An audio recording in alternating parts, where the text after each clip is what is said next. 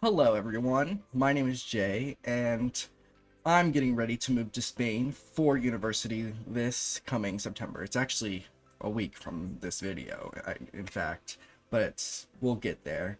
So, in today's video, I want to talk a little bit about the visa process, the student visa process. I talked a little bit on my Instagram about the journey and how difficult it's been, so I thought I'd create a video to explain the difficulty and perhaps give you guys some relief because I wish I would have found a video similar to this one. Anyways, I do have some notes right on the side of my screen, so I'll be looking to the side. But first off, so I applied for my student Spanish visa at the Washington, D.C. consulate through the BLS International. It was pretty recent, like August 7th. Right now, I'm in the waiting stage. I'm just waiting to get my passport back with the visa in it. It's, I will say, definitely been like a stressful, because I don't know. I'm supposed to be to school by the 2nd, and today's the 26th of August. So there's some stress there because I was late to applying.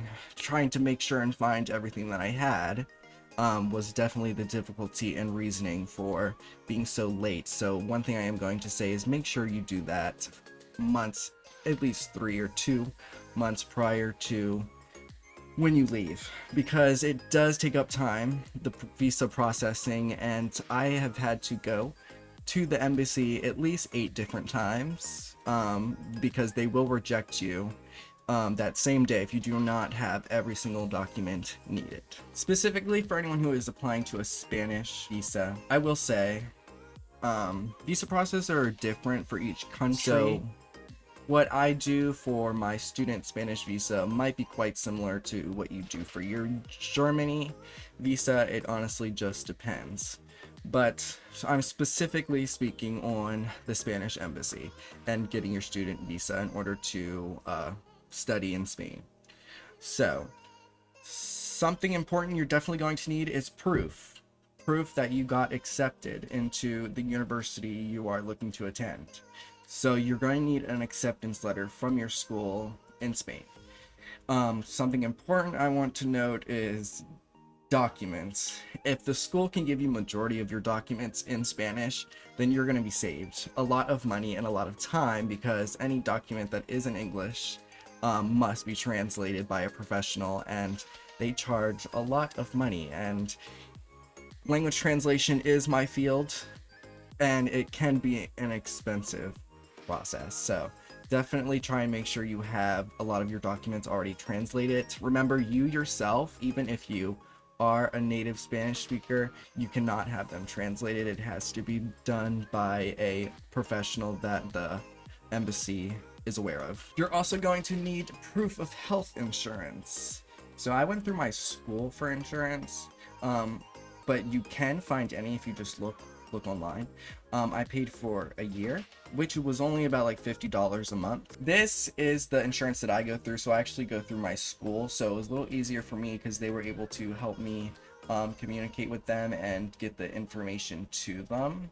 Adelas. So there are a bunch of companies. I'm pretty sure if we just look for insurance companies, whether it's in Spain or any other country that you desire, they're going to be there. But that's going to be an very important thing to note, is that you're going to have that proof that you are insured. You cannot live in another country without insurance. Hey guys, so I'm currently editing this video right now, and I forgot that I did not add something very important. So medical certificate. Having a medical certificate, you need a medical certificate, and right here on the screen I will show you the medical certificate that you need, that physically states by your doctor. You need a doctor's signature and the doctor's license number stating that you are in perfect health to travel.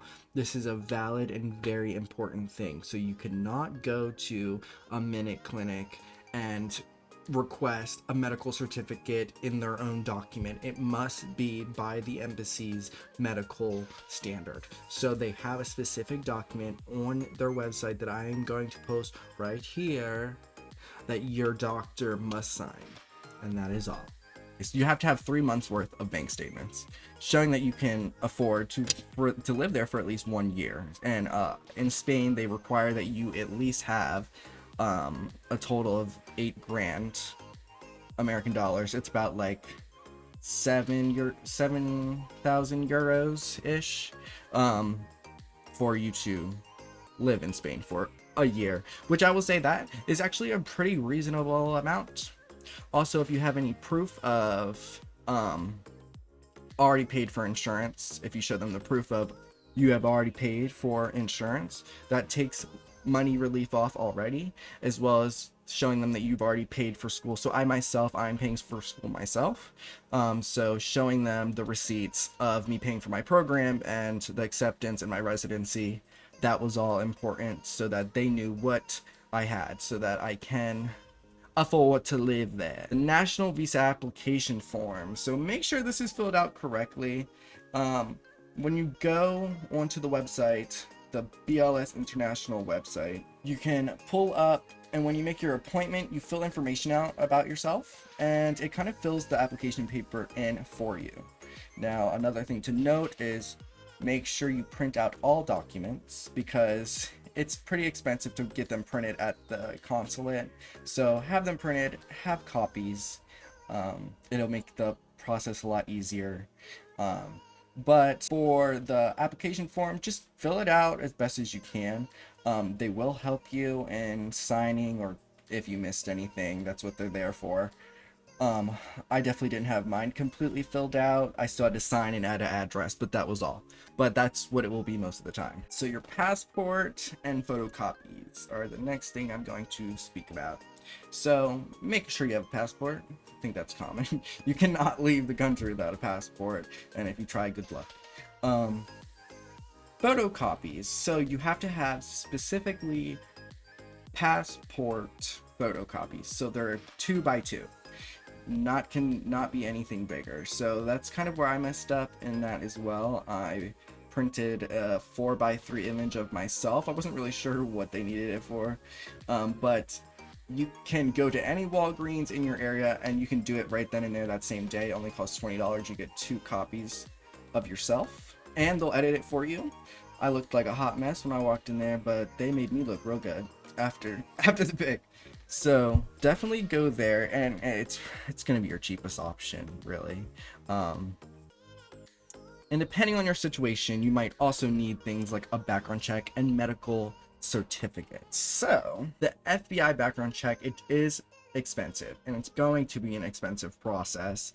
I will tell you, I have spent thousands of dollars during this whole visa process, but when it's all over, it'll be a relief. I know that for sure. But so for my background check, you have to do a federal background check, and I also have to clarify that in all documents that you receive, the signatures must get validated. They have to be notarized, and then they have to be apostilled, which is a lengthy, expensive process.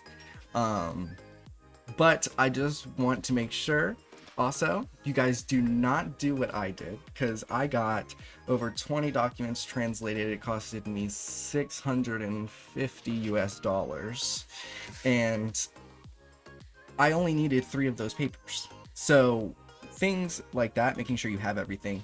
The embassy isn't exactly going to tell you everything that you need, or their website. So having videos like this, I myself with the experience of this BS federal background check, when you get that apostilled, it has to be by the Federal Bureau. So that's something that I didn't know. So when I went to get all of my documents apostilled, like my diploma and normal financial things, I had to get my FBI background check as apostilled as well as proof to make sure it wasn't fake, but I had to send it all the way to Washington. It cost me $150.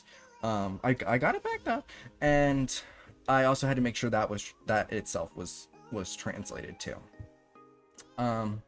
But make sure you check with your consulate, because the exact requirements can change a little depending on where you apply or what you're applying for. So I'm doing a I believe it's a D1 visa, which is longer than 180 days, so it's a long-term visa. When it comes to tourist visas, or even if you're studying over there for a semester, when I was 17 I studied in Spain for 2 months, but I didn't need any type of visa, because if you are an American citizen, you do have the right to stay in Spain for up to 90 days, and then you must return. First, I just want to say I waited a little too late. You really want to give yourself plenty of time, because the process takes weeks. I'm still waiting. Second, I didn't double check with some of the forms. Some of them needed to be signed in a very specific way, so make sure you read everything carefully. Third, I didn't keep copies of everything at first. Huge mistake. Always scan or photocopy every single document. I have every document of mine personally digitized on my laptop. That way it can be printed at any time, or even just emailed to them if they need it. And last, I assumed emails would come quickly, but sometimes you actually have to call and check in. So don't be afraid to follow up. If you have to try and call the embassy, I will tell you the embassy and the consulate itself is very difficult to get in contact with. So email will probably be your best bet, but definitely keeping regular contact is what I'm gonna say. My biggest advice is to stay organized and keep all your documents in one folder. Have backup copies, don't stress, and if you hear back right away, make sure your insurance and finances are 100% clear, because those are the things they pay the most attention to. That's where I'm at right now with my student visa. I'll keep sharing updates as I move through this process, and once I actually get my visa back, I'll make another video walking you through what happens next when I arrive in Spain, because that is a whole nother process. Once I get to Spain, it becomes a whole new process, and there's still more to do within the first 90 days that you arrive.